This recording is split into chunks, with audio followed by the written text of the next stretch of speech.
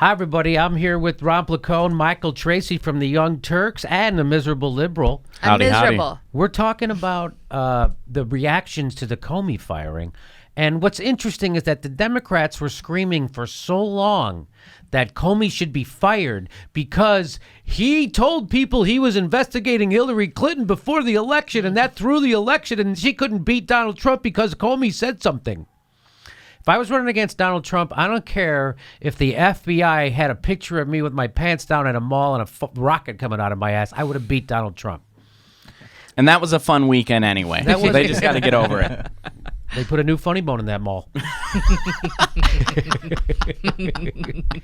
So much so that the Democrats have been primed to not like the FBI director, James Comey, that when it gets announced on a late night talkie show that's pro-Hillary and anti-Trump, they start to cheer. Well, let's listen to how because people are supposed to be, now remember, the Democrats are supposed to be upset that Trump fired Comey, even though they've been saying that he should be fired ever since he did the thing. Now we're supposed to be upset. So here, watch Stephen Colbert. Huge story that broke just minutes ago, like less than 10 minutes ago.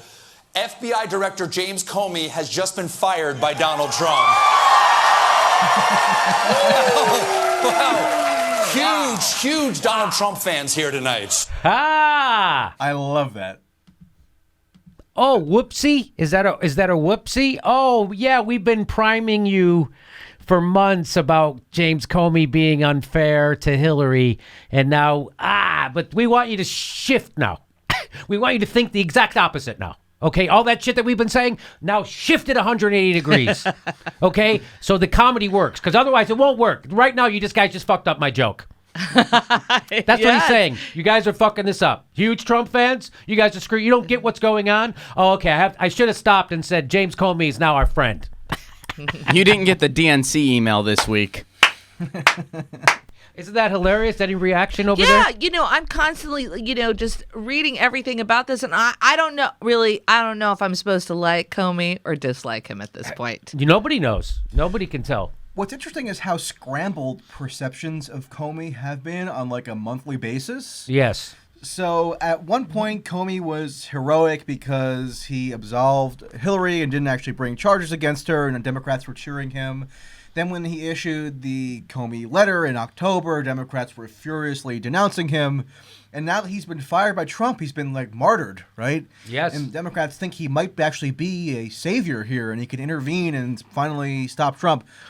So to me, that's actually suggestive of genuine independence on his You part, would think.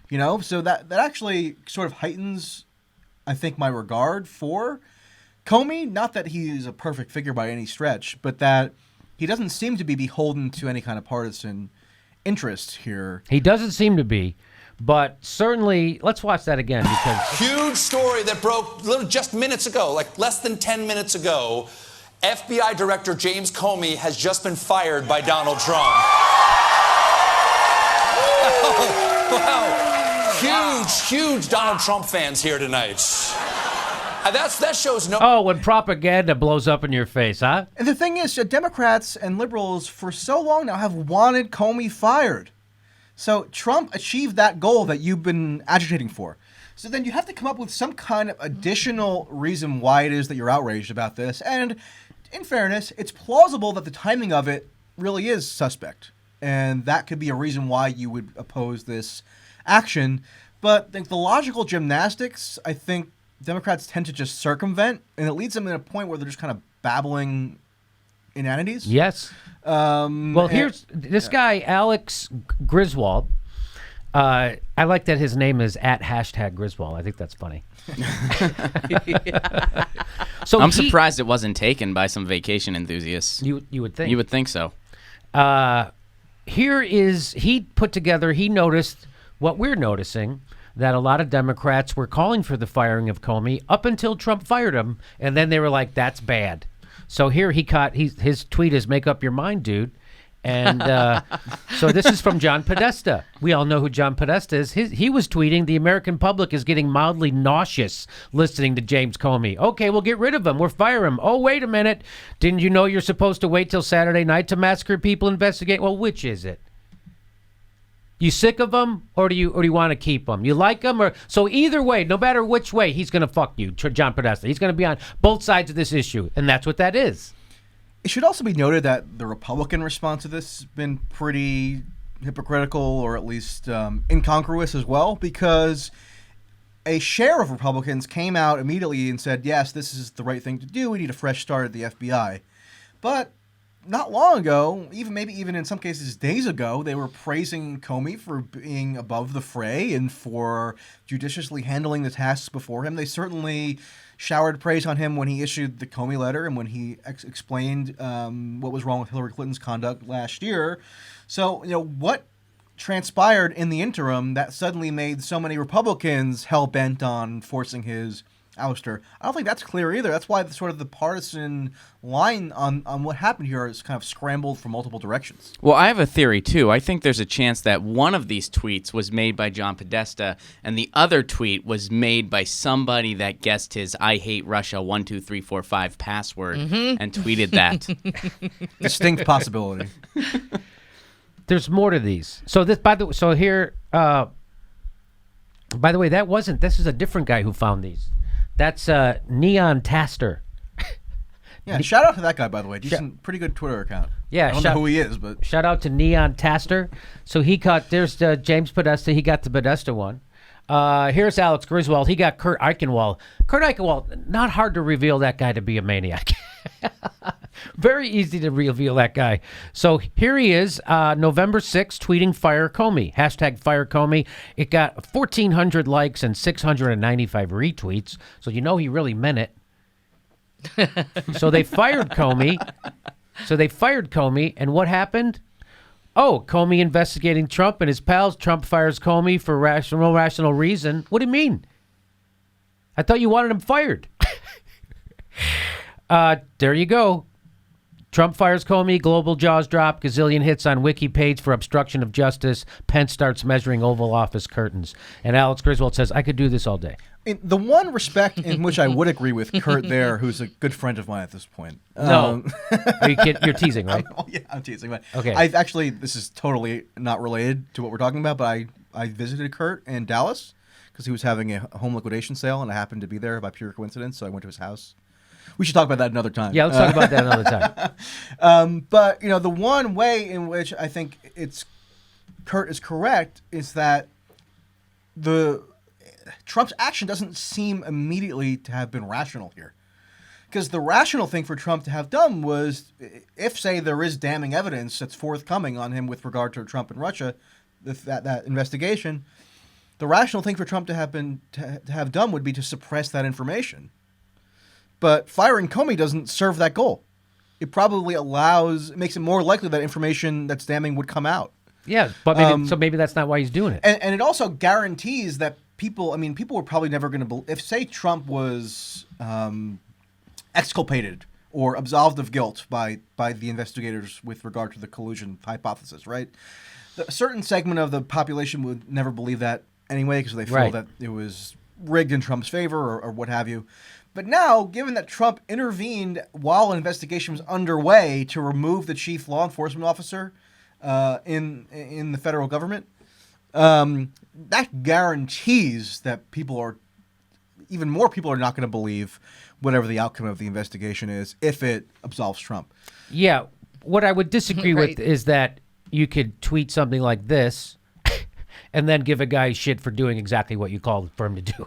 I disagree. This is a fundamental disagreement. You can't be running around for months yelling, fire Comey, and then when he gets fired, go, oh, that shows you're corrupt. That's just bullshit. You can't do that. And that's them having it both ways. So maybe you went to an estate sale or whatever, but he's full of shit. So Keith Olbermann also tweeted this out. Nope. Our one bipartisan moment, this man's position at the FBI is no longer tenable. Fire Comey. So that's November 6th. It's a bipartisan agreement. You need to fire Comey. This is what Keith Olbermann tweeted out. And then Keith Olbermann tweeted out, congratulations, you have just impeached yourself. Okay, you can't say it's bipartisan to fire him, and then when he fires him, you go, you fell for it. I tricked you. That's bullshit. And Alex Griswold says Keith Olbermann wants Donald Trump impeached for listening to Keith Olbermann. So you can't encourage the president to fire someone, and then when they fire someone, say you shouldn't have done. So I mean, I guess you can, but you can't do it and say you're consistent, and you can do it, and if you're a hypocrite. Here's Jamal Smith also did this. Obama should fire James Comey. There you go. He was calling for it too, Jamal Smith. But I don't have the other tweet. Is there another tweet? That's the only one. Okay. So there you go. I mean, he's citing a piece there which makes a case for why Obama should have fired Comey. So there's from Think Progress. They're saying Americans have rights, even if they are Hillary Clinton. So they were writing articles. This was November 1st, 2016. They're writing articles about here's the case why you should fire the guy. So then the president you don't like fires him, and then you go, that's a sign he's corrupt. I'm just saying you can't have it both ways, and it's fun to point out. As Alex Griswold said, he could do this all day. Something else that makes no sense about this is that if Trump wanted to tamp down speculation about his ties with Russia, again, this would have been the worst possible way to go about it, because if anything, it's going to just massively increase that speculation, because at least has the appearance of him potentially obstructing justice. So if he wanted to just kind of let the case run its course and let speculation die down, he did the exact opposite thing. So which lends me to think that that's not why he did it. Because if he did this to try to cut off the Russian investigation, it only makes the push for the Russia investigation 10 times stronger. So maybe he did it for the reason you said earlier in another segment, was that he's just a maniac and he likes control. And he wants to have someone in there who he can control. And James Comey is often used by the left to discredit Trump. And so he wanted someone in there who he thinks that he can control. So if he appoints someone like Chris Christie, he can control him. Yeah, he's capricious. He has authoritarian tendencies, and he wanted somebody who, had with less independence running the FBI. I think that's just the most feasible explanation to me. The other thing is, this is going to guarantee also that, so I saw a bunch of these indivisible group accounts and so forth saying that we need to go to congressional town hall meetings and demand accountability on Russia. So, I mean, this guarantees now that the Democratic grassroots is going to get another burst of energy on this topic, and it's going to be at the forefront of their agenda now for the for the foreseeable future. I mean, it already sort of had been, but now it's just going to sort of amplify the amount of attention that they're devoting to this Russia story. So that's why I don't think that Trump did this for. He could be just that stupid and incompetent, but it's counterintuitive that he did that to try to cut off the Russia investigation when doing something like this would only ramp it up. I just think that he wants control. He wants his own. Why can't I have my own guy at the FBI? I'm sure I see him saying that. Why can't we have our own guy at the FBI? Well, because he's got a 10-year term. But can we fire him? Technically you can. Well, then we're firing him. That's exactly that's what happened.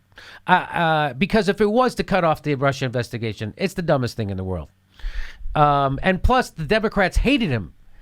So why wouldn't you want to keep a guy? So again, all that stuff, but Trump is a wild card, so we don't know. But I wish we could get on to the business of single payer and free college and ending the wars overseas and investing that money in infrastructure back here, and hopefully can get a living wage. Those are the things that we need to be talking about. And it seems like the Democrats want to talk about anything else except those things. They want to talk about this all goddamn day long. They want to talk. So I say, let's get back to talking about single payer, free college, living wage, $15 minimum wage, ending the foreign wars, investing that money back here and breaking up the banks.